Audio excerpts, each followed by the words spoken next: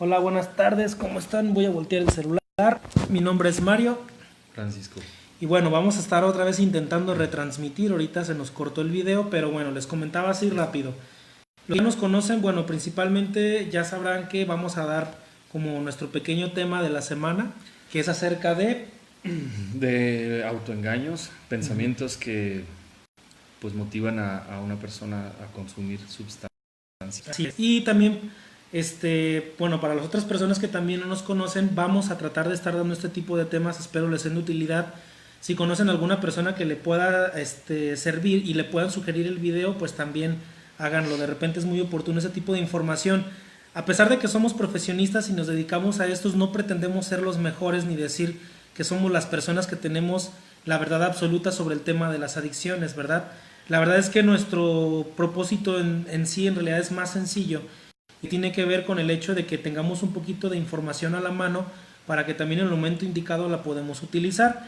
Como les decía, normalmente tenemos un tema planteado, pero aún así, si también ustedes tienen alguna pregunta, la pueden hacer mediante estos comentarios o también en algún momento por inbox, solamente que les responderíamos después. ¿Sale? Entonces, hemos estado exponiendo algunos temas, por ejemplo, ya hemos hablado también de los trastornos asociados con el uso de sustancias, El mal manejo emocional. el mal manejo emocional, el tratamiento que requiere una persona una vez que es diagnosticada con problema de adicciones. Entonces, justamente también el día de ahora quisimos plantear el tema del autoengaño.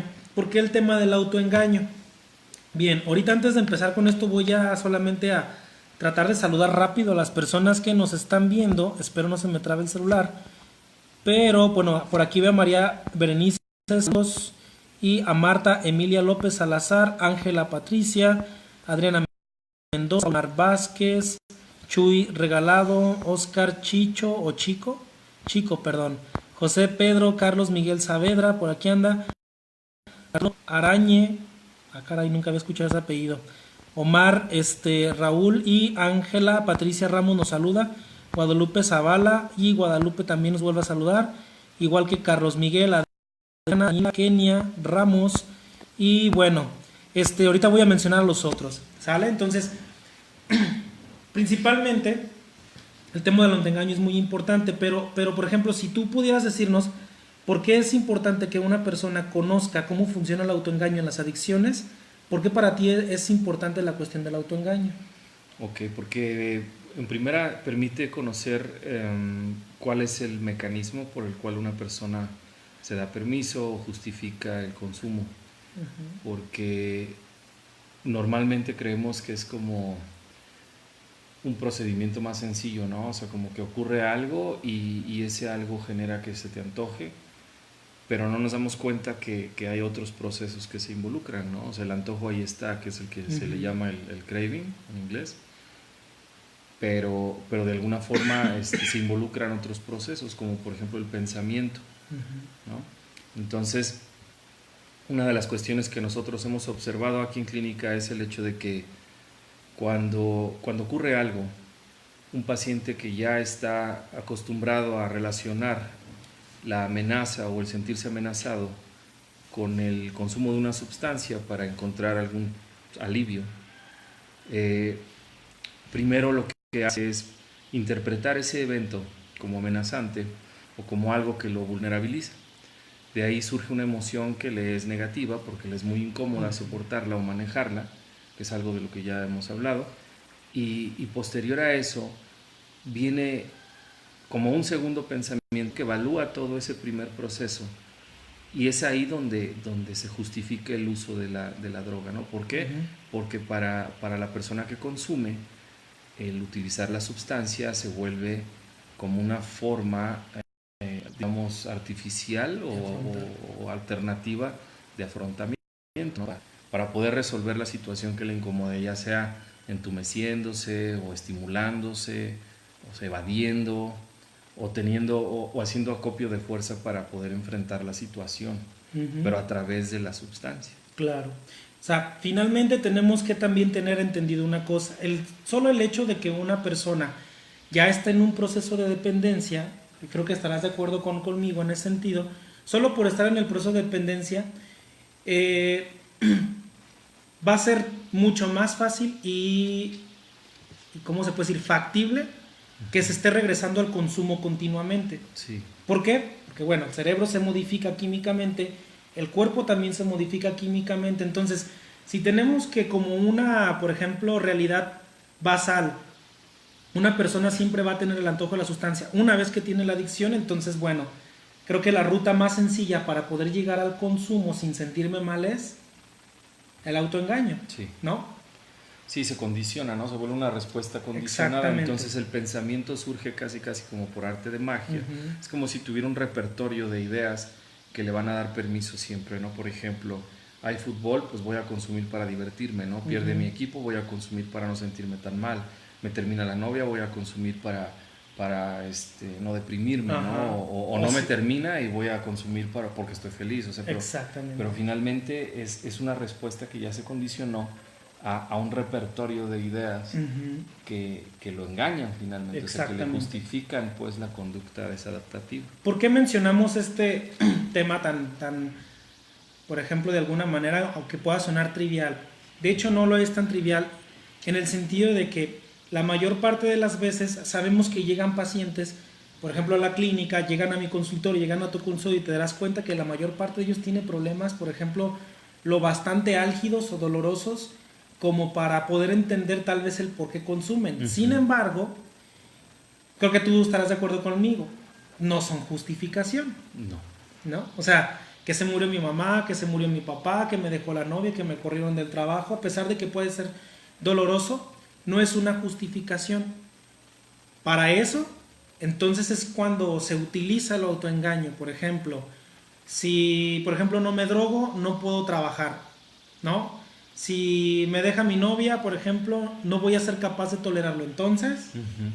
Sí, digamos como que primero se tiene que dramatizar, se exagera la circunstancia que afecta uh-huh. para entonces poder generar este pensamiento que se vuelve una regla, ¿no? Como no lo puedo soportar, entonces lo mejor es que consuma para soportarlo. Claro. Como no puedo lidiar con esto, no lo puedo resolver, entonces mejor consumo y no lo enfrento, o me aíslo, o lo postergo, o bueno, o sea, o simple y sencillamente sí. Entre un cúmulo de, uh-huh. de situaciones que puede utilizar la gente, claro, ¿no? Claro. Para poder enfrentar la situación. De hecho, creo que, por ejemplo, este tema en específico es muy importante, pues, porque en el momento en el que uno se da cuenta exactamente qué es lo que tiene una persona cuando tiene una situación, uno se da cuenta de qué tan distorsionado. Los autoengaños pueden ser tan elaborados que incluso pueden engañar no solamente a las personas de alrededor, uh-huh. Incluso pueden engañar a los terapeutas, pueden engañarnos a los terapeutas. Yo creo que puedo decir que más de alguna vez, en algunos momentos, pues yo también, por ejemplo, me vi engañado por esta cuestión, ¿no? O sea, ¿qué va a hacer el paciente? Tiene una realidad difícil, tiene una relación difícil con su papá, tiene una relación difícil con su mamá, pues, uh-huh. ¿Cómo no va a consumir? ¿No? Uh-huh. Sin embargo, llega un momento en el que también, precisamente, uno cuando va entendiendo que lo que un paciente necesita va a resolver completamente su situación, es cuando te das cuenta que entonces la droga no es la solución, ¿no? Si me duele que me haya dejado mi novia, ¿qué es lo correcto?